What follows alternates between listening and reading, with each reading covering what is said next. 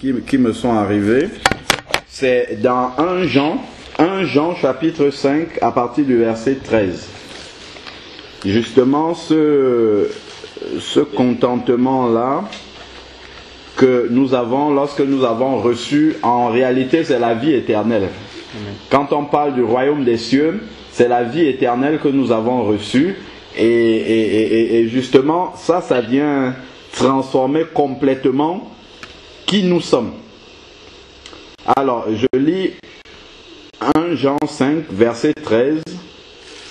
Cela, je vous l'ai écrit afin que vous sachiez que vous avez la vie éternelle, vous qui croyez au nom du Fils de Dieu. Donc ça, déjà, c'est un verset qu'on doit chérir, garder précieusement dans nos cœurs, sachant que c'est quelque chose qui est déjà accompli.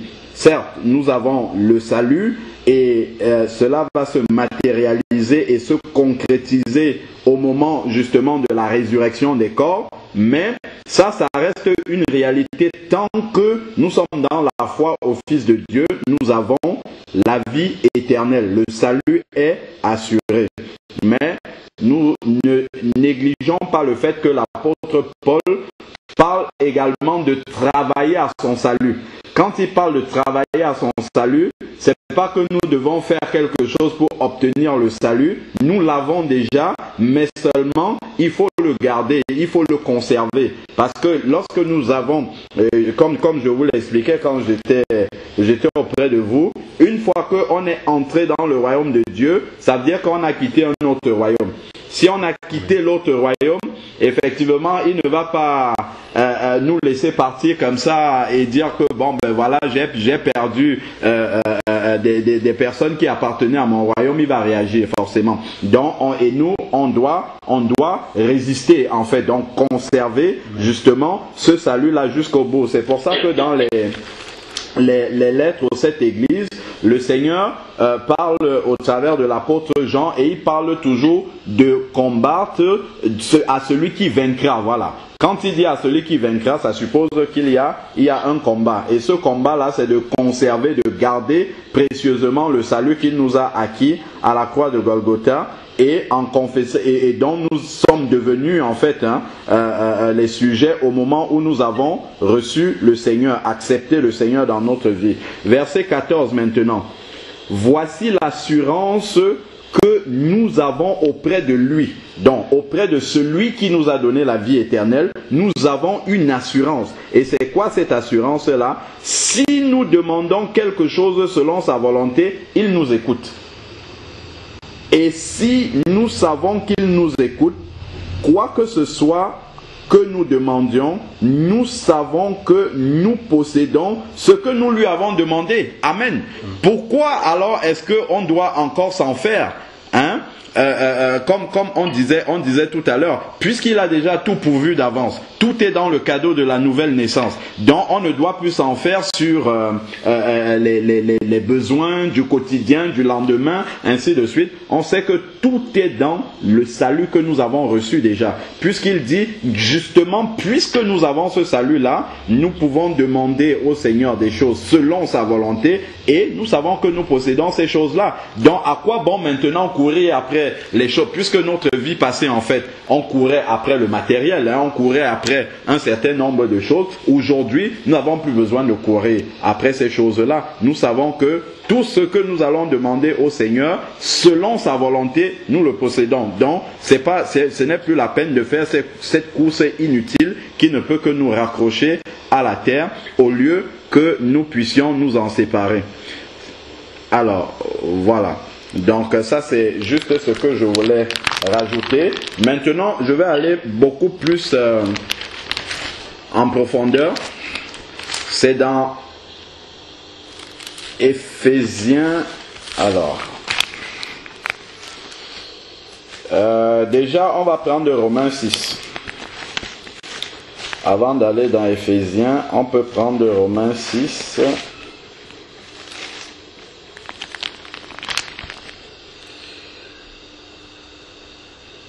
Romains 6 à partir du verset 1. Que dirons-nous donc Demeurerions-nous dans le péché afin que la grâce abonde? Certes, non. Nous qui sommes morts au péché.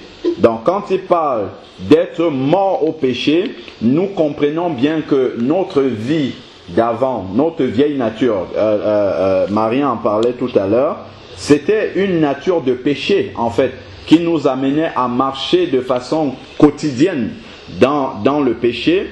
Et maintenant que nous sommes devenus enfants de Dieu, le péché n'est plus notre nature. En fait, il peut nous arriver de pécher, mais cela reste un accident dans notre vie. Et donc, il dit, nous sommes morts au péché. C'est-à-dire que le péché, normalement, n'est plus notre façon quotidienne, habituelle de vivre. Ça devient un accident dans notre vie. Et nous savons bien, d'après 1 Jean 1,9, que immédiatement, lorsque nous avons péché, nous devons revenir au pied du Seigneur pour lui demander pardon. Et il est fidèle et juste pour nous pardonner. Et le sang de Jésus continue à nous purifier de tout péché. Verset 3. Ignorez-vous que nous tous qui avons été baptisés en Jésus-Christ, c'est en sa mort que nous avons été baptisés. Voici le vrai sens du baptême. C'est pour cela que lorsque le baptême biblique, lorsqu'on baptise, on immerge les personnes dans l'eau. Immersion pour symboliser effectivement la mort. En fait, le baptême, c'est un enterrement. C'est l'enterrement de la vie passée. Et lorsqu'on ressort de l'eau, la résurrection a une vie nouvelle, complètement nouvelle. Alors, c'est en sa mort que nous avons été baptisés. Nous avons été ensevelis avec lui dans la mort par le baptême, afin que comme Christ est ressuscité d'entre les morts, par la gloire du Père, de même, nous aussi, nous marchions en nouveauté de vie. Amen. Nous aussi, nous marchions en nouveauté de vie. C'est-à-dire que lorsque on est de nouveau, pour expliquer ça concrètement, lorsqu'on est de nouveau, nous savons que, comme je crois que c'est dans 1 Thessaloniciens qui nous parle de cela, nous sommes constitués de l'esprit, de l'âme et du corps. D'accord? Le corps, c'est l'enveloppe charnelle physique qui est là, qui va pourrir dans la terre ou qui va être transformée au moment de l'enlèvement si nous sommes encore vivants et que nous sommes dans la foi. Donc, ensuite, nous avons l'âme. L'âme, c'est notre être intérieur conscient. Le siège de notre volonté, de nos émotions, de nos décisions, ainsi de suite. Donc, notre être intérieur conscient, là. C'est ce qu'on appelle l'âme.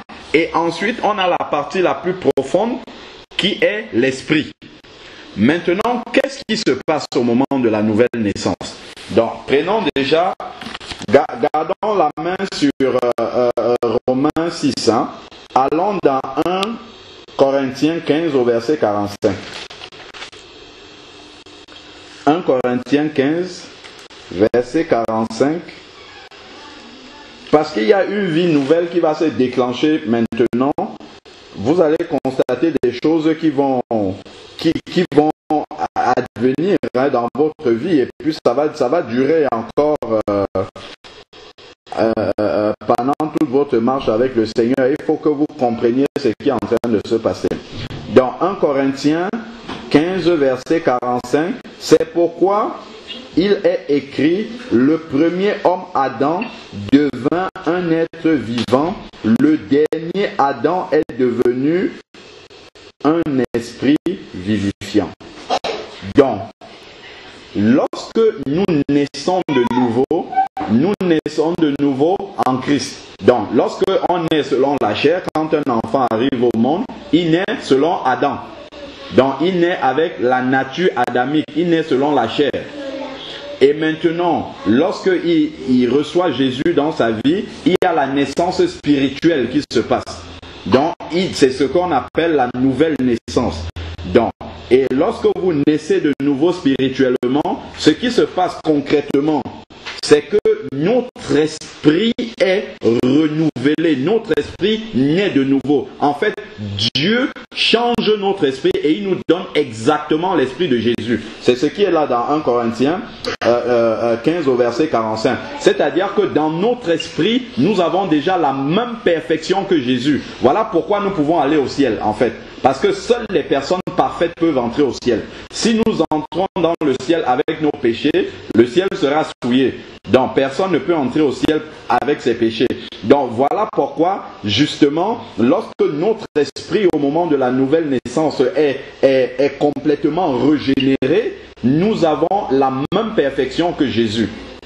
Mais ça, c'est dans l'esprit seulement. C'est seulement notre esprit qui est dans la perfection de Jésus. Par contre, notre âme, le ciel de nos émotions, de nos sentiments, de notre volonté, de notre pensée, et ainsi de suite, lui, il n'est pas régénéré. Donc, toute la vie chrétienne, tout le travail de sanctification consistera à faire descendre la perfection qui existe déjà dans notre esprit. Il faudrait que ça descende au niveau de notre âme. Et ensuite que ça se reflète dans notre corps. C'est ça tout le travail de sanctification. Toute la vie chrétienne, ça va être ça. Parce que la perfection, nous l'avons déjà, mais c'est dans l'esprit. Et maintenant, il faudrait que dans la vie pratique de tous les jours, que ça puisse descendre au niveau de notre âme. En fait, il faudrait que ma volonté soit alignée avec la volonté que j'ai dans l'esprit. C'est-à-dire la volonté de Jésus, puisque mon esprit est régénéré selon Jésus, en fait. Et donc, il faudrait que lorsque je pense comme Jésus. Lorsque j'agis, que j'agisse comme Jésus, et ainsi de suite. Mais ça, c'est vrai au niveau de mon esprit. Mais il faut que ça descende au niveau de l'âme. Et ensuite, le corps va suivre. Amen. Amen. Voilà. Donc, si on avance maintenant, et donc, nous sommes au verset 4 de Romains 6 là. Nous avons été ensevelis avec lui dans la mort par le baptême, afin que, comme Christ est ressuscité d'entre les morts par la gloire du Père, de même nous aussi, nous marchions en nouveauté de vie. Déjà, il y a l'expression marcher. Souvent, quand on prend le contraire d'un mot, on comprend mieux le mot. Le contraire de marcher, c'est être statique, ne pas avancer. Donc, s'il parle de marcher en nouveauté de vie, ça veut dire que dans la vie nouvelle qui commence avec le Seigneur, il y a la croissance. Donc, marcher, on doit pouvoir avancer avec le Seigneur. On doit pouvoir se sentir grandir dans le perfectionnement. C'est d'ailleurs ce qu'on voit dans Ephésiens 4. Allons en gardant toujours la main dans Romains 6, hein, parce que la Bible s'explique par elle-même. Si nous allons dans Ephésiens 4, nous allons voir le but de tous les ministères là. Ephésiens 4, verset 11.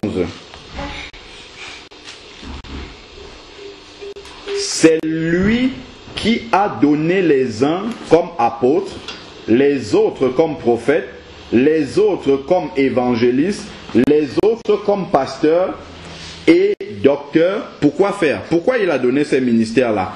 Pour le perfectionnement des saints. Cela en vue de l'œuvre du service. Donc, tous ces ministères-là sont là pour communiquer aux saints justement la volonté, la parole du Seigneur, afin que cette parole-là, par le Saint-Esprit, amène les saints à la perfection. C'est-à-dire que la perfection qui est déjà dans notre esprit, parce que nous sommes régénérés et à l'image de Jésus, que cette perfection-là descende au niveau de l'âme. C'est ça le processus de perfectionnement, pour le perfectionnement des saints, en vue de l'œuvre du service. Donc à quoi ça va nous servir de nous perfectionner davantage? Ça va nous amener déjà à être des vases utiles pour le Seigneur, à être utilisés par le Seigneur. C'est cela qu'il appelle l'œuvre du service. Donc, nous devons servir le Seigneur. Une fois que nous sommes baptisés maintenant, nous sommes entrés dans le corps de Christ. Déjà, nous devons commencer à demander au Seigneur, Seigneur, comment est-ce que tu veux m'utiliser?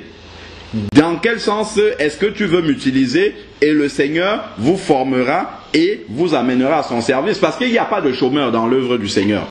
Chacun a un travail à faire dans le corps de Christ.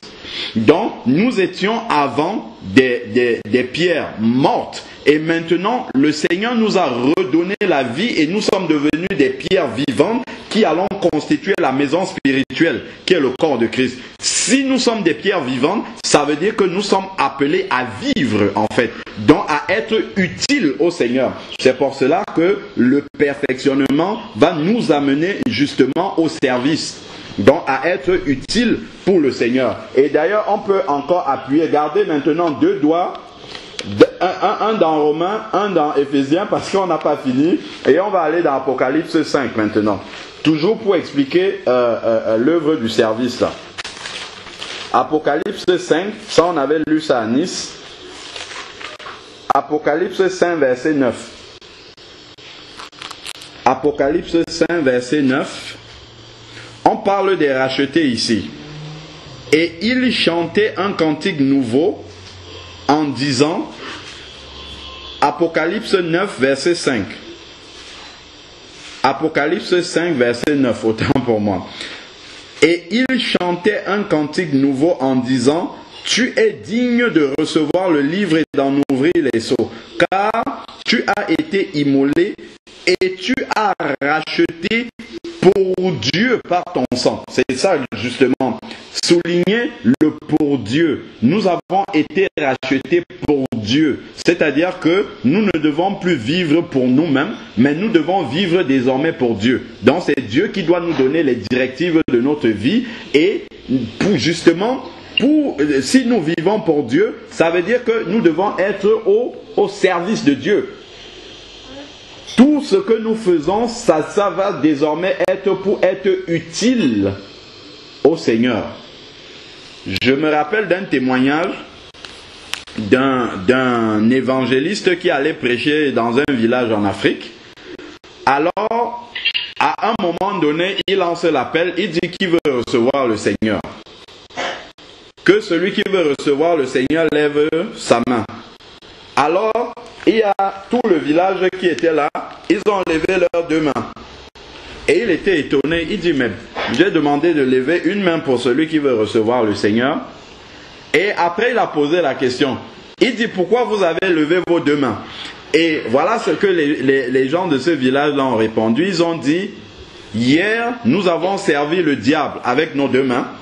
Aujourd'hui, nous voulons servir Dieu avec nos deux mains.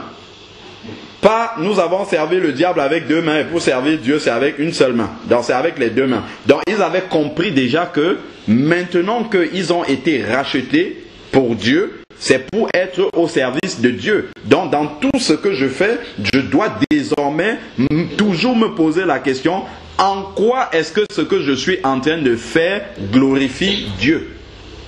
Seigneur, en quoi est-ce que je peux être utile?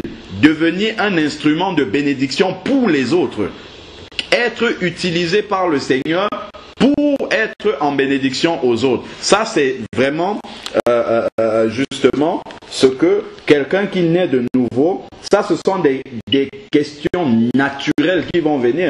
Comme lorsque j'étais avec vous, on partageait, je parlais de l'enfant nouveau-né à qui on n'apprend pas à demander son biberon. Il réclame du lait naturellement. Ça fait partie, ce sont des signes d'une nouvelle naissance authentique. C'est quand il y a un ensemble de phénomènes naturels spirituellement comme ça qui se déclenchent. Comme par exemple, lire la parole de Dieu, avoir soif de la parole de Dieu. Moi, je me souviens quand je suis né de nouveau, je passais des nuits blanches entières à dévorer la parole de Dieu. J'avais tellement envie de comprendre la parole de Dieu, de lire toute la Bible, que je n'étais pas patient. Je n'ai pas eu la patience de lire page par page. J'ai téléchargé la Bible audio, j'ai dû l'écouter directement, complètement, au moins pour avoir une idée de tout ce qui est dit dans la Bible, du début jusqu'à la fin.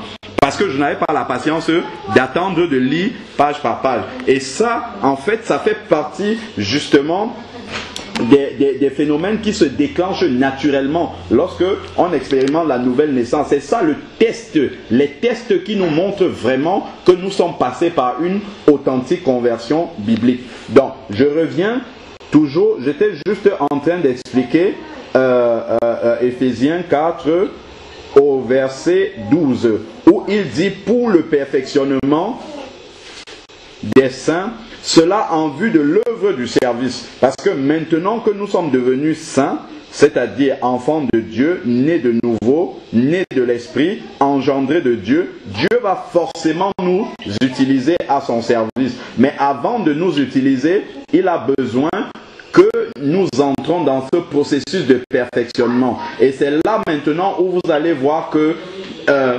votre vie antérieure, le Seigneur va maintenant commencer à travailler avec vous de façon à pouvoir utiliser votre expérience avec lui pour fortifier d'autres personnes. Ne vous étonnez pas si vous rencontrez quelqu'un qui commence à vous exposer un problème et vous lui dites « Mais je suis passé exactement par le problème que tu es en train de décrire là. Et voici comment Dieu m'en a sorti. Voici comment avec le Seigneur j'ai pu, en tout cas le Seigneur a pu me conduire pour que je puisse sortir de là. » Donc, en vue du service, ça il faut déjà être préparé à être utilisé par Dieu et il faut même aspirer à être utilisé par Dieu. Alors, et je continue le verset 12, et l'édification du corps de Christ. Donc, les ministères là, apôtres, prophètes, docteurs, ainsi de suite, c'est pour le perfectionnement des saints en vue du service et l'édification du corps de Christ. C'est ce que j'étais en train de dire tout à l'heure. Donc pouvoir édifier des sœurs, une sœur qui traverse un problème, tout de suite le Saint-Esprit vous met à cœur, voici ce qu'il faut faire pour la sœur, voilà ce que tu peux faire, voilà comment est-ce que tu peux t'en sortir. Et ça c'est le Saint-Esprit qui va commencer en fait à mettre ces pensées-là en vous pour que vous puissiez être utile en bénédiction aux personnes avec lesquelles le Seigneur vous met en contact. Voilà, jusqu'à ce que nous soyons parvenus tous à l'unité de la foi, à la connaissance du Fils de Dieu, à l'état d'homme fait à la mesure de la stature parfaite de Christ. Donc ça revient justement à ce que j'étais en train de dire, que la perfection que nous recevons dans notre esprit, nous ne l'avons pas encore dans notre âme. Donc nos pensées sont encore les pensées d'avant. Mais il faudrait que ça change. Plus nous allons lire la parole de Dieu, plus cette parole-là va renouveler notre pensée afin que nous ne pensions plus comme et nous ne raisonnions plus comme nous raisonnions avant. Mais nous allons raisonner maintenant comme des enfants de Dieu. C'est-à-dire que notre pensée va s'aligner sur la parole de Dieu et maintenant nous allons raisonner comme des enfants de Dieu. Et ça c'est un processus en fait. C'est pour ça qu'il a parlé de perfectionnement. Donc c'est un processus qui va durer un certain temps. Et en fonction justement de notre obéissance à la parole de Dieu, ce processus va être plus ou moins long en fait dans un domaine particulier. Mais ça dure jusqu'à ce que nous soyons parvenus à la stature parfaite de Christ. Et ça ne pourra se produire qu'au moment de la résurrection des corps ou bien au moment de l'enlèvement. Donc ça dure toute la vie, le travail de perfectionnement. Revenons dans Romains 6 que nous étions en train de lire. Alors, nous étions rendus au verset 5. En effet, si nous sommes devenus une même plante avec lui par la conformité à sa mort. Devenu une même plante avec lui, ça veut dire que nous nous identifions désormais avec lui dans sa mort, mais ce qui concerne la mort chez nous, c'est la mort à notre ancienne vie. Donc, si nous voyons des choses qui concernent notre ancienne vie être encore présentes dans notre vie, qu'est-ce que nous devons lui dire? Leur dire. Nous devons leur dire, vous n'avez plus rien à faire dans ma vie présente parce que vous êtes morts. C'est ça, hein? Si avant, on avait des pensées impures et qu'une telle pensée vient, on doit dire à cette pensée, maintenant tu ne dois plus exister parce que tu es resté là-bas à la mer de Nice. Hein? Tu es resté dans l'eau là-bas. Donc tu ne dois plus revenir. C'est là-bas ta place. Ta place n'est plus ici parce que tu es censé être mort. Quand quelqu'un meurt, on l'enterre, il ne ressort pas, normalement. C'est ça, non? Donc, nous devons pouvoir parler comme ça à notre vie d'avant. Et 2 Corinthiens 5:17 dit, si quelqu'un est en Christ, il est une nouvelle créature. Les choses anciennes sont passées, toutes les choses anciennes sont passées. Et voilà, toutes choses sont devenues nouvelles. Alors, continuons maintenant. Nous le serons aussi par la conformité à sa résurrection. Donc là, il parle de la marche en nouveauté de vie. Nous savons que notre vieille nature a été crucifiée avec lui. C'est-à-dire que notre vieille nature a été détruite. Elle a été tuée, en fait. C'est ce que ça veut dire. C'est-à-dire que si j'avais, je sais pas, dans notre vieille nature, je pouvais être alcoolique, je pouvais être colérique, je pouvais être, je sais pas moi, tout ce qui fait partir de notre vieille nature, en fait, a été crucifié. Donc, c'est mort. Donc, maintenant, qu'est-ce que ça veut dire? Ça veut dire que je ne dois plus avoir ce raisonnement de dire « Ah, moi je suis comme ça, dans notre famille, nous on est comme ça. » Non, non, pas du tout. On ne doit plus justifier un écart de comportement, quelque chose qui ne glorifie pas Dieu dans notre comportement. On ne peut plus justifier en disant « Ah, moi c'est comme ça que je suis. » Dans notre famille, les gens sont comme ça. Non, pas du tout. Jésus a dit à Nicodème, ce qui est chair est chair, ce qui est esprit est esprit. Donc, ce que nous avons hérité de nos parents par la chair, selon la chair, au moment où nous naissons de nouveau, le Seigneur coupe tout ça. Et maintenant, nous devons réagir comme des enfants nouveau-nés, des enfants en Christ. Donc c'est ça que nous devons comprendre. Donc nous ne devons plus raisonner selon la vieille nature. Et je crois que Paul va dire plus loin que nous ne devons rien au péché. Nous ne sommes pas redevables au péché. Donc, continuons maintenant. Verset 6. Verset 6. Alors. Nous savons que notre vieille nature a été crucifiée avec lui afin que le corps de péché soit réduit à l'impuissance. Bon, là maintenant, je vais introduire... Oh là là, c'est un peu embêtant. Je vais introduire autre chose ici. Il dit, afin que le corps de péché soit réduit à l'impuissance. Qu'est-ce que ça signifie? Lorsque nous naissons de nouveau, nous avons dit notre esprit est régénéré complètement à la perfection de Christ. Notre âme, le siège de nos émotions, de notre volonté, de nos émotions et tout ça, lui n'est pas régénéré. Et le corps aussi n'est pas régénéré. Nous recevons une nouvelle nature. Mais seulement la vieille nature. Et ça c'est très très important à comprendre. La vieille nature a été crucifiée, elle est morte. Mais il y a une copie de notre vieille nature qui reste encore en nous. C'est ce que la Bible appelle la chair. La chair, c'est une copie de notre ancienne nature qui reste encore présente en nous. C'est-à-dire que si, avant de me convertir, j'étais, je ne sais pas moi, alcoolique, ça c'est coupé. Mais il y a une copie de cela qui reste encore en nous. Ça veut dire quoi? Ça veut dire que je dois veiller pour maintenir ces désirs d'être attiré par l'alcool là dans l'impuissance, dans la soumission. Avant, nous étions esclaves du péché. Si tu avais envie d'aller en boîte de nuit, c'était comme un esclavage. Tu ne pouvais pas t'empêcher. Si tu n'y allais pas, tu devais être mal. Tu devais sentir qu'il te manque quelque chose. Si vraiment tu n'y allais pas, c'était plus fort que toi. Voilà, c'est ce qu'on dit souvent. C'était plus fort que toi. Maintenant que tu es né de nouveau, cette envie-là peut être encore là.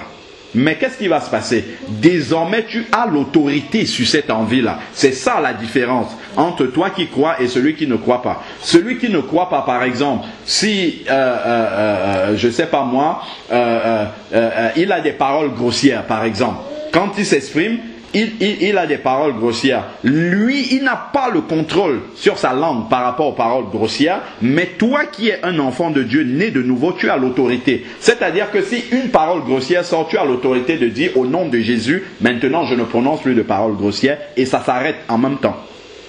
Mais cette autorité-là, soit tu peux l'exercer, soit tu peux ne pas l'exercer. Donc, soit tu peux avoir l'autorité sur ta nouvelle nature, soit tu peux la laisser s'exprimer. Donc, ce n'est qu'à nous, maintenant, il nous appartient à nous de pouvoir prendre de l'autorité sur notre vieille nature. C'est-à-dire que quand les pulsions, les pensées, la volonté d'avant notre conversion reviennent, je dois dire, ça, plus jamais, ça, tu n'existes plus pour moi, donc je ne vais pas obéir à ce que tu es en train de dire. Ce qu'il faut savoir, c'est que désormais, nous avons deux antennes. En nous, nous avons le Saint-Esprit qui reçoit la pensée de Dieu, et en même temps, nous avons la chair, qui est la copie de notre ancienne nature, qui reçoit en même temps la pensée de Satan. Qu'est-ce que le Saint-Esprit fait? Lorsque ces deux pensées, en tout cas, lorsque une pensée arrive, le Saint-Esprit scanne la pensée. Le Saint-Esprit te dit, ça vient de Satan. Si ça vient de Dieu, le Saint-Esprit va te dire, ça vient de Dieu. Mais ce qu'il fait, c'est qu'il te laisse libre maintenant. Tu fais ton choix. Soit tu vas marcher comme Satan te demande de marcher, soit tu vas obéir à Dieu, en fait. Et là, on est totalement libre par rapport à cela. C'est pour ça qu'on peut voir un chrétien qui marche avec le Seigneur. Après, à un moment, il tombe. On se demande, mais comment il peut encore réagir comme ça? C'est simplement parce qu'il a reçu une pensée de Satan et il a accepté de marcher selon cette pensée-là. Alors qu'il a l'autorité de ne pas marcher selon cette pensée. Alors que le Saint-Esprit lui a déjà révélé que cette pensée que tu as reçue n'est pas une pensée de Dieu. Donc ça, on doit faire attention par rapport à cela. C'est pour ça que Romains 12 au verset 2 va dire « Ne vous conformez pas au siècle présent, mais soyez transformés par le renouvellement de l'intelligence, afin de discerner la volonté de Dieu. » Donc, lorsque notre pensée est changée, est renouvelée, alors à ce moment-là, nous pouvons marcher selon la parole de Dieu, selon la pensée de Dieu. Sachant que notre pensée doit être renouvelée par la parole de Dieu. J'avais écouté un frère qui était en train de prêcher et il a donné une information très importante. En tout cas, moi j'ai trouvé cette information-là capitale. En fait, ce que le frère dit, il dit que lorsque nous marchons, en une seconde, il y a 8 pensées nouvelles. 8 informations nouvelles qui nous arrivent. Toutes les secondes. Donc, parmi ces 8 informations, c'est-à-dire je marche là, simplement, dans ma tête, il y a au moins 8, toutes les secondes, il y a au moins 8 pensées qui arrivent. Parmi ces pensées-là, il y a les pensées de l'esprit, il y a les pensées de l'autre aussi, parce que l'autre, il ne dort jamais. Donc, maintenant, il faut que à chaque instant que je puisse toujours filtrer les pensées qui sont en train d'arriver pour savoir celles qui viennent de Dieu et celles qui viennent de l'autre et agir en conséquence. Donc, et ça c'est un travail en fait dans lequel on va grandir au fur et à mesure. C'est pas sûr qu'on va toujours analyser de la bonne façon au départ. On va se tromper peut-être une ou deux fois, mais après, on va commencer à comprendre comment le Saint-Esprit parle. Quand la voix de Dieu viendra, on reconnaîtra que ça, c'est la voix de Dieu. Et quand une autre voix viendra, on reconnaîtra que ça, c'est la voix de l'autre. C'est pas la voix de Dieu qui est en train d'arriver. Alors, donc, nous avons l'autorité désormais, d'après le verset 6 là, de maintenir la chair dans l'impuissance. De contrôler la chair pour qu'elle ne s'exprime pas. Donc si nous laissons le libre cours à la chair de s'exprimer, elle va s'exprimer. Et là nous allons voir notre ancienne nature se manifester. Et c'est ça que le diable aime. Lorsque notre ancienne nature se manifeste comme ça, le diable va venir tout de suite avec une pensée et il va dire, tu as vu ? Tu dis que tu es un enfant de Dieu, regarde comment tu réagis. Tu es exactement comme tu étais avant, rien n'a changé. Et ça va commencer à nous décourager. Si nous acceptons cette pensée-là, ça va commencer à nous décourager tout de suite. Donc, sachons que c'est un processus, mais nous avons déjà l'autorité de réduire à l'impuissance notre ancienne nature qui continue à vivre dans la chair, qui est encore en nous. Et d'ailleurs, lorsqu'on parle de la chair, au moment de l'enlèvement de l'Église, quand il est dit dans 1 Thessaloniciens 4 que ceux qui seront vivants seront transformés et vont revêtir le corps glorieux pour monter dans la présence de Dieu. Qu'est-ce qui va se passer concrètement? Ce qui va se passer, c'est que la chair va être extirpée, elle va être enlevée. Une fois que la chair est enlevée, c'est fini, on devient parfait. Parce que c'est la chair qui nous rend encore imparfaits. C'est la chair qui nous conduit encore à commettre le péché. Mais si on enlève la chair, c'est fini, nous ne pouvons plus pécher. Donc, et c'est ça qui va se passer justement au moment de l'enlèvement, c'est que la chair va complètement être enlevée de nous et nous allons revêtir la perfection que Jésus avait justement. Alors, continuons maintenant, verset 7. Car celui qui est mort est quitte du péché. Celui qui est mort est quitte du péché. Ça veut dire qu'il ne doit rien au péché. Donc on ne peut plus être esclave du péché. Avant, nous vivions vraiment dans l'esclavage du péché. C'est-à-dire que le péché nous contrôlait. Notre ancienne nature était maîtresse de nous.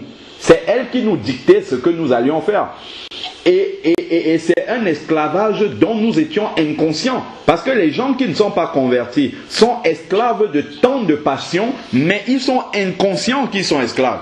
Parce que le diable leur donne l'impression qu'ils sont maîtres d'eux-mêmes, qu'ils font les choses selon leur propre volonté, alors que en fait c'est pas leur volonté, c'est le malin simplement qui leur dicte les choses qu'ils doivent faire et ils suivent la volonté du malin et ils la font naturellement. Pourquoi? Parce qu'ils vivent dans le péché et leur esprit n'est pas régénéré pour leur envoyer les pensées de Dieu.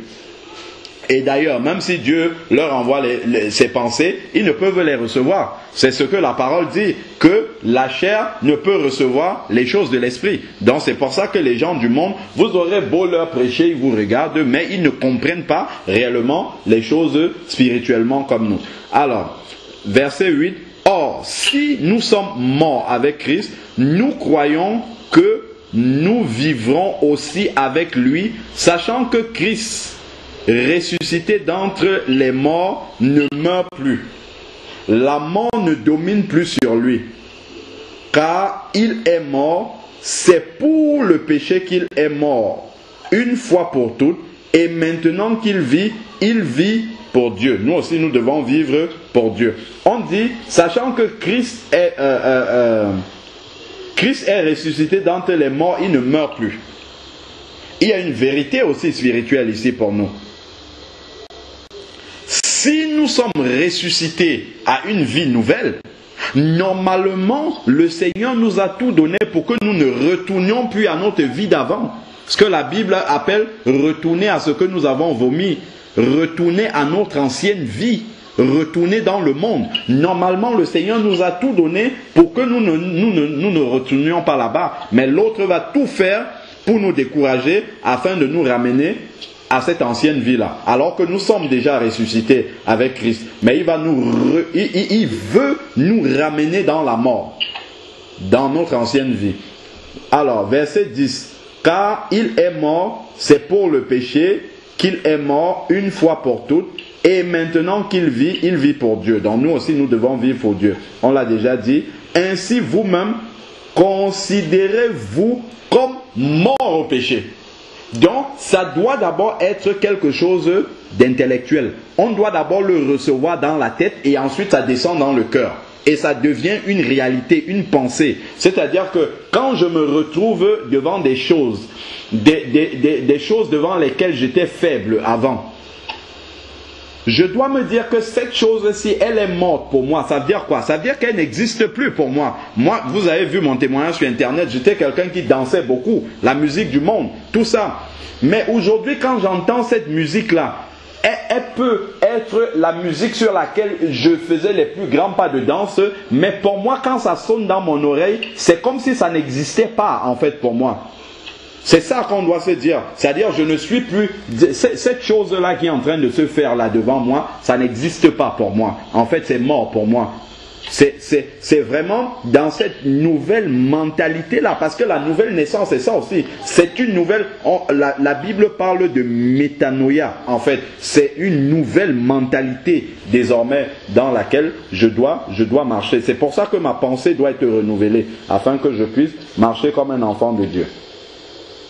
Ainsi, on est au verset 11, ainsi vous-même considérez-vous. C'est-à-dire, ce n'est pas Dieu qui va nous donner ça. Il dit vous-même. Donc, Dieu nous a déjà donné cette capacité-là. À nous maintenant de la recevoir et de marcher dans cette vérité-là. Considérez-vous comme mort au péché et comme vivant pour Dieu en Jésus-Christ. Amen. Verset 12. Que le péché ne règne donc pas dans votre corps mortel. Notre corps qui est devenu le temple du Saint-Esprit ne doit plus être sujet au péché. Parce que quelque part il dit également que le péché qui est commis dans le corps est très grave. Parce que c'est le temple de l'Esprit de Dieu. N'obéissez pas à ses convoitises. Ça veut dire que le corps va encore venir avec ses convoitises comme avant. Mais je ne dois plus obéir. C'est la différence avec un païen. Les mêmes pensées vont revenir. Avant, j'étais faible devant ces pensées. Mais désormais, j'ai l'autorité de ne plus obéir à ces mauvaises pensées-là. C'est ça véritablement la nouvelle vie en Christ. C'est ça l'autorité que le Seigneur nous a donnée sur la chair. Verset 13. Ne livrez pas vos membres au péché. Vous voyez, c'est à l'impératif. Hein? Ne faites pas ceci, ne faites pas cela. Ça veut dire que nous avons la capacité de ne pas le faire. Nous avons l'autorité déjà spirituellement de ne pas céder à toutes ces tentations-là. Comme arme pour l'injustice, mais livrez-vous vous-même. Vous voyez, il y a le travail de Dieu, mais il y a aussi notre volonté. Et ça, c'est très important. Parce que quelqu'un va dire, ah Seigneur, aide-moi à pardonner. Ah Seigneur, aide-moi à ne pas me mettre en colère. Ah Seigneur, aide-moi à ne pas murmurer. Ah Seigneur, aide-moi. Non, ça, c'est notre volonté. Il dit vous-même. Faites-le vous-même. Ça veut dire que vous avez cette autorité. Nous avons cette autorité. Donc, en fait, il s'agit de prendre une décision. C'est une décision qu'on prend. Si j'étais quelqu'un qui faisait beaucoup de comméral, je dois prendre la décision de ne plus le faire. C'est une décision. Je ne dois pas demander à Dieu de le faire pour moi. Il m'a déjà donné cette autorité-là. Donc je dois décider simplement de ne plus faire cette chose-là. C'est tout. Donc ce n'est plus maintenant la faute de Dieu, mais c'est notre faute. Avant, quand nous étions dans l'ignorance, on peut dire oui, nous n'avions pas la parole, mais désormais, si nous tombons dans ces choses-là, c'est notre faute. C'est pour cela que, quand on voit par exemple, on avait partagé aussi dessus, le cas d'Ananias et Saphira dans Acte 5, là où Ananias vient dire qu'il a vendu un champ à un tel prix alors que ce n'était pas le prix, directement il est frappé de mort. Pourquoi? Parce que le Seigneur le tient pour responsable. Et d'ailleurs, l'apôtre Pierre il lui a dit, pourquoi as-tu laissé Satan? Pourquoi as-tu laissé Satan? Donc, en fait, c'est toi qui tu avais cette autorité de ne pas laisser Satan te séduire et tu l'as laissé faire. Et donc maintenant tu vas en assumer les conséquences. C'est pour ça que, par exemple, amener un chrétien à passer une délivrance, ce qu'on appelle les délivrances des démons, c'est impossible pour les chrétiens. On ne doit pas le faire. Un chrétien ne doit pas être possédé par un démon. Pourquoi? Parce qu'il a l'autorité en fait sur ces choses-là et il a l'Esprit de Dieu qui ne peut pas vivre en lui. Donc à ce moment-là, si parce qu'on voit souvent, on dit on va chasser le démon, par exemple, d'impudicité. Quelqu'un vit dans l'impudicité, on va dire, on va chasser le... Il n'y a pas de démon d'impudicité, ça n'existe pas ça. Pour un chrétien, l'impudicité, c'est une œuvre de la chair. Comme dit Galates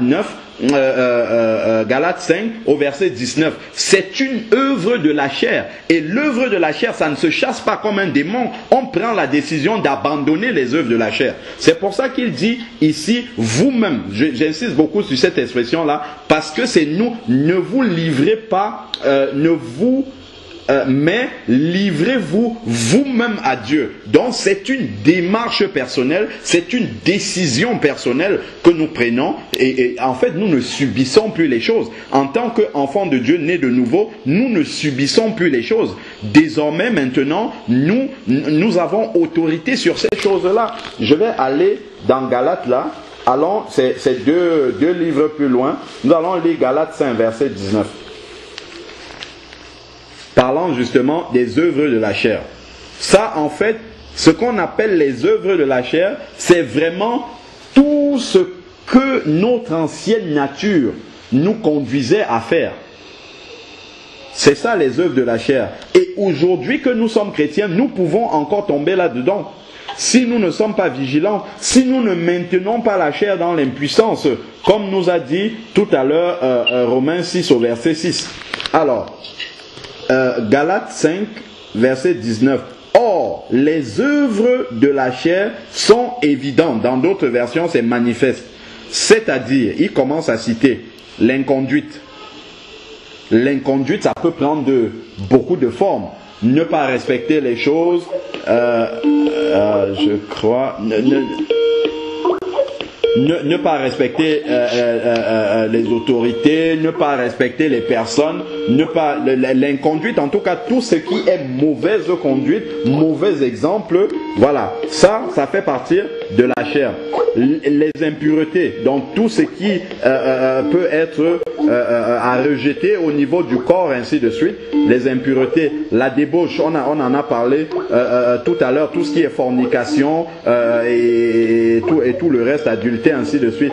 L'idolâtrie, ça peut prendre plusieurs formes. Hein. L'idolâtrie, c'est très subtil. C'est quand quelque chose dans notre vie remplace Dieu. Puisqu'on a posé la question à Jésus, quel est le premier et le plus grand de tous les commandements? Qu'est-ce que le Seigneur a répondu? Tu aimeras le Seigneur ton Dieu de tout ton cœur, de toute ton âme, de toute ta pensée, et le second qui lui est semblable. Donc, nous devons mettre Dieu à la première place dans notre cœur, dans notre vie. Donc, tout ce qui vient dans notre vie remplacer Dieu, avoir la place de Dieu dans notre vie, tout ce que nous mettons au-dessus de Dieu, ça devient une idole en fait pour nous. C'est ça l'idolâtrie ici. Nous savons que un chrétien ne va jamais, normalement, s'il est né de nouveau, il ne va pas aller se prosterner devant une statue, il ne va pas aller se mettre devant un objet quelconque pour l'adorer comme son Dieu.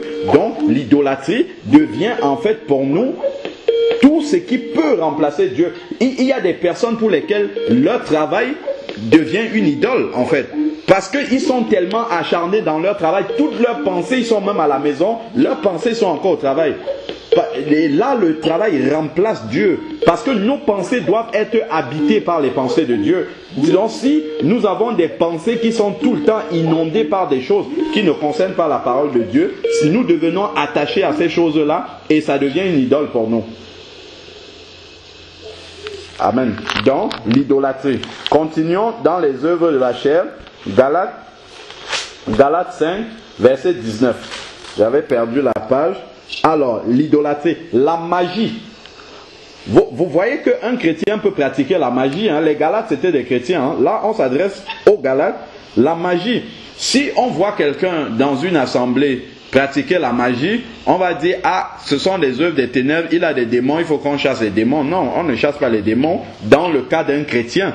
On dit, s'il pratique la magie, c'est une œuvre de la chair. Il faut qu'il aille devant le Seigneur et qu'il se repente et qu'il abandonne ça. C'est ça qu'il doit faire. Voilà pourquoi, dans Acte 8, lorsque Simon a voulu acheter à prix d'argent, justement, comme il disait, la puissance d'imposer les mains aux gens et que les personnes reçoivent le Saint-Esprit. Voilà pourquoi Pierre lui a dit qu'il faut que tu demandes pardon à Dieu, que tu te répandes justement du fiel amer qui est dans ta pensée, dans ton cœur. Les hostilités, la discorde, la jalousie, les fureurs, les rivalités, les divisions, les partis pris, tout ça ce sont les œuvres de la chair. Les envies, l'ivrognerie, les orgies, tout ce qui est excès. Et toutes les choses semblables. Et en plus, il rajoute, je vous préviens, comme je l'ai déjà fait, ceux qui se livrent à de telles pratiques n'hériteront pas le royaume des cieux. Donc, nous pouvons être chrétiens et continuer à marcher dans la chair. Et si nous y restons, ça veut dire que nous pouvons ne pas hériter du royaume des cieux. Ça c'est une réalité que nous devons savoir. Et pour ça, je vais nous conduire.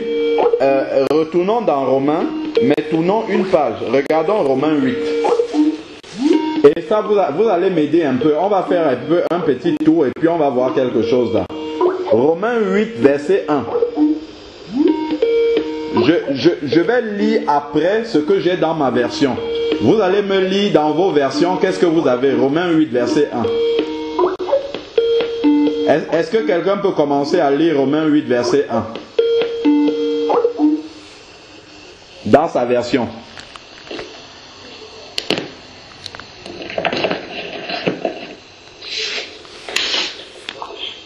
Il y a donc... Oui, Sandra, c'est toi? Oui, c'est moi. Oui. Alors. Il n'y a donc maintenant aucune condamnation pour ceux qui sont en Christ. En effet, la loi de l'Esprit... C'est bon, Sandra. C'était juste le verset 1. J'ai compris ce que je voulais comprendre.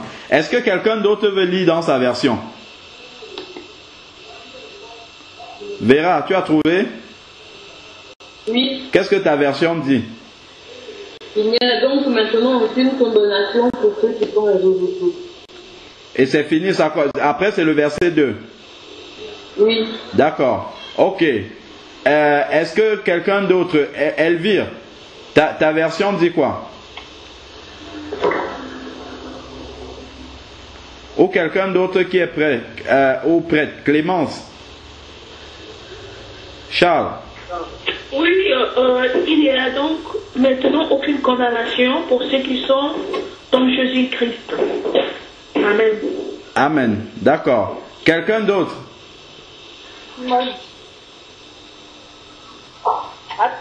Simone. Oui, Simone. Bonsoir, Simone. Oui. Et qu'est-ce que ta version dit? Romains 8, verset 1. Il n'y a donc maintenant aucune condamnation pour ceux qui sont en Jésus-Christ, lesquels ne marchent point selon la chair, mais selon l'esprit. Amen. Amen. Voilà la première version qui donne le verset en entier. Moi, quand je vais acheter une Bible, j'ouvre d'abord et je lis Romains 8, verset 1. Parce qu'il y a une portion de verset qui manque là-dedans et c'est capital en fait. Il n'y a donc maintenant aucune condamnation pour ceux qui sont en Jésus-Christ, qui marchent non selon la chair, mais selon l'esprit. Cette portion de verset-là est capitale parce que ça rejoint la fin de Galates 5 au verset 19 qui a dit que toutes les personnes qui font ces choses-là n'hériteront pas le royaume des cieux. Donc nous pouvons être chrétiens, si nous vivons par la chair, nous aurons un problème. C'est pour ça que Romains 8 a continué en disant qui marche non selon la chair, mais selon l'esprit. Ça c'est très important d'avoir le complément de ce verset-là. Donc, nous avons compris que désormais, nous avons l'autorité sur les œuvres de la chair qui peuvent encore vouloir se manifester dans notre vie. Et donc, on a dit ne livrez pas vos membres. Je reviens dans le texte de base. Notre texte de base, je rappelle, c'était Romains 6. Nous sommes au verset 13.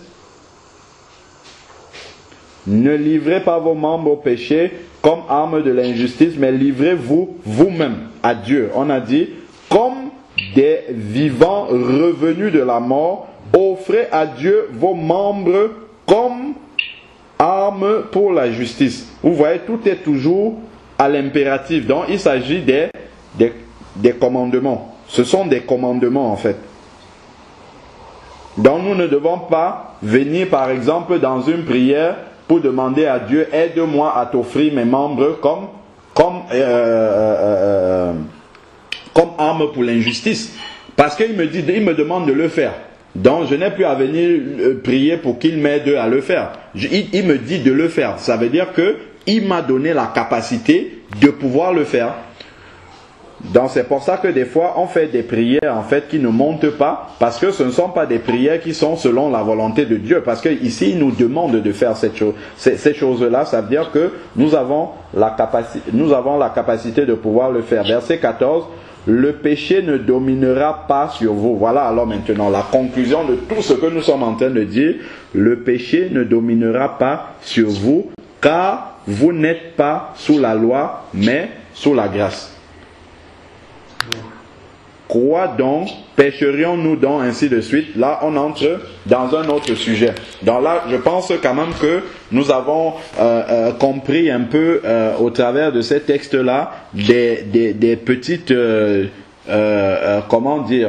subtilités qu'il faut savoir dans nos premiers pas déjà avec le Seigneur, et ça va durer toute la vie chrétienne, quoi. Nous devons comprendre la transition en fait qui s'est faite au moment où nous sommes devenus des enfants de Dieu, et la manière dont nous devons désormais marcher pour être agréables au Seigneur et pour que le Seigneur puisse nous conduire toujours plus loin avec lui, parce que justement notre croissance spirituelle est fonction de comment nous laissons le Seigneur travailler dans notre vie. Comme on avait dit dans le message de dimanche, comme de la même façon que les Israélites dans le désert suivaient la colonne de nuée, lorsqu'ils murmuraient, ils avaient le cou raide, la colonne de nuée leur faisait faire des tours comme ça. Et donc ils ont fait des tours dans le désert sans même s'en rendre compte. Normalement ce désert-là on peut le traverser en 40 jours, mais eux ils ont fait 40 ans. Parce que, justement, quand ils murmuraient, la colonne de nuée tournait en rond, et eux aussi tournaient en rond, et ils sont tous morts dans le désert, à part Josué et Caleb. Seuls deux sont sortis du désert. Ça, on avait vu cette conclusion-là aussi dimanche. Donc, nous devons être très, très, très vigilants dans notre nouvelle vie avec le Seigneur. Nous devons faire très attention. Le Seigneur a tout accompli à la croix. Donc, tout ce qu'il nous demande de faire là, c'est à notre portée, parce qu'il a accompli pour nous à la croix. Maintenant, nous devons marcher dans cette vérité-là, désormais. Que le nom du Seigneur soit béni. Je vais prier. Éternel Dieu de grâce, Père, nous te bénissons encore pour ces moments de partage de ta parole que tu nous as donné. Seigneur, merci pour ce rappel que tu nous donnes encore, Seigneur Dieu, sur la nouvelle vie avec toi, Seigneur Père. Nous te bénissons parce que chacun d'entre nous, Seigneur Père, tu nous as permis de passer par cette phase de la nouvelle naissance, sans laquelle nul ne verra le royaume de Dieu, comme tu l'as dit à Nicodème.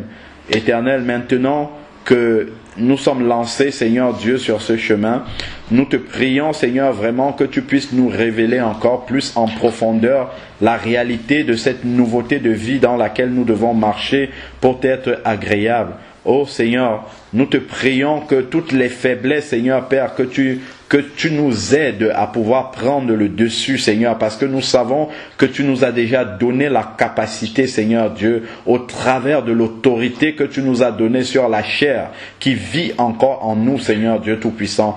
Donne-nous encore d'avoir le discernement aiguisé, Seigneur Dieu Tout-Puissant, pour disséquer dans nos pensées, dans notre vie, ce qui vient de l'autre, Seigneur Dieu, afin que nous n'y obéissons pas et que nous marchions véritablement, Seigneur, comme des victorieux, des guerriers victorieux, parce que toi, tu as déjà remporté la victoire à la croix de Golgotha. Père, je te prie pour moi-même et pour tous mes bien-aimés avec qui nous sommes en train de partager cette merveilleuse parole. Qu'il en soit ainsi dans nos vies, Seigneur, chaque jour, au nom de Jésus-Christ. Amen. Le disciple, le disciple, c'est celui qui suit Jésus-Christ. Donc, se discipliner.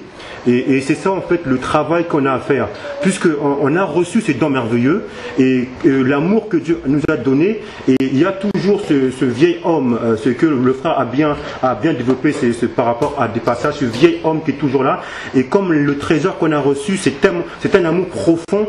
Donc on est, comment dire, l'esprit lui-même est irrité. Parce que l'amour qu'on a reçu en fait ne se réjouit pas de l'injustice. Hein, l'amour est plein de bonté, l'amour est passion. Hein, on le voit dans 1 Corinthiens chapitre 13, la définition de l'amour. Et on voit que l'amour ne se réjouit pas de l'injustice. Donc le fait qu'on a reçu ce trésor, et donc on est dans un environnement, et dans cet environnement, il y a l'opposé de ce trésor. Maintenant le frère disait qu'on a aussi une tâche. Cette tâche en fait c'est qu'on a une intimité avec l'esprit. Et l'esprit lui-même ne se réjouit pas de l'injustice. Donc automatiquement, cette intimité qu'on garde dans tous les jours fait qu'on est en accord. Donc on ne se réjouit pas nous-mêmes unis ensemble. Et donc on fait violence en fait sur les choses extérieures, en fait sur la chair. Et la parole en fait nous instruit sur notre véritable modèle Jésus-Christ. Jésus-Christ lui-même quand il est je crois qu'il y a un petit problème.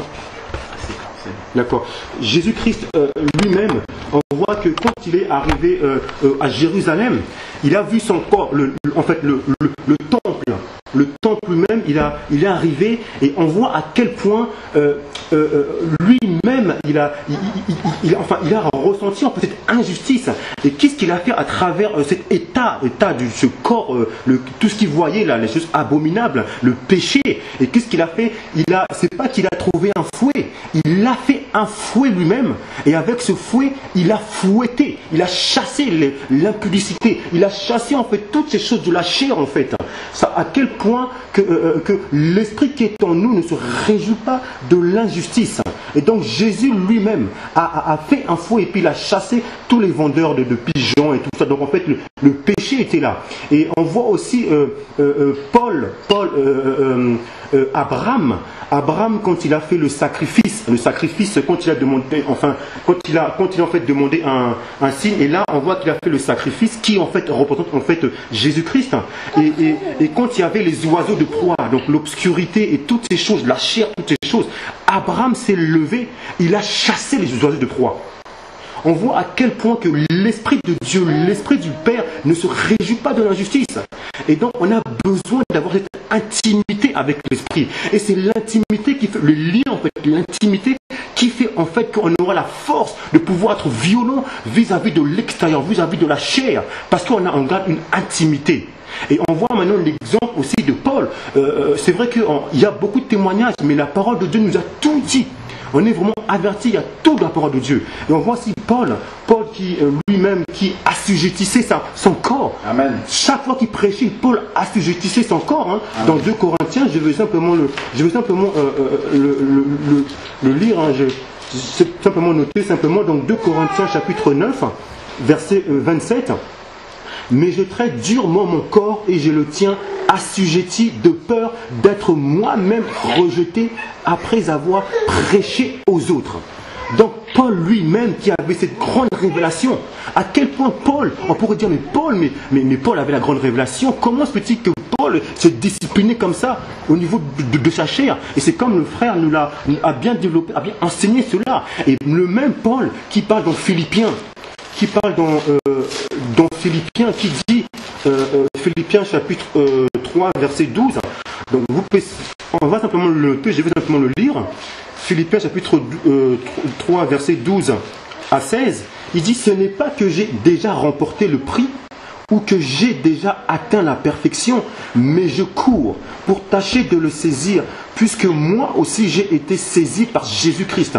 Frère, je ne pense pas l'avoir saisi, mais je fais une chose, oubliant ce qui est en arrière et me portant vers ce qui est en avant. Je cours vers le but pour remporter le prix de la vocation céleste de Dieu en Jésus-Christ. Nous tous donc qui sommes parfaits, ayons cette même pensée, et si vous êtes en quelque point d'un autre avis, Dieu vous éclairera aussi là-dessus, seulement au point où nous sommes parvenus marchant d'un même pas. Amen. Que c'est merveilleux. Paul Paul qui dit que, en fait, il dit que chaque jour, Paul se disciplinait à quel point la crainte de Dieu est là. C'est cette crainte qui va faire justement qu'on va garder ce dépôt. Parce qu'on sait que cette chair, elle va toujours revenir, comme l'a dit le frère, cette chair qui veut toujours les œuvres de la chair. Hein. Donc on a vu Galates chapitre 5, donc, et cette chair, c'est à nous, dans l'intimité, l'esprit de consacrateur, l'esprit de vérité, comme on a cette intimité.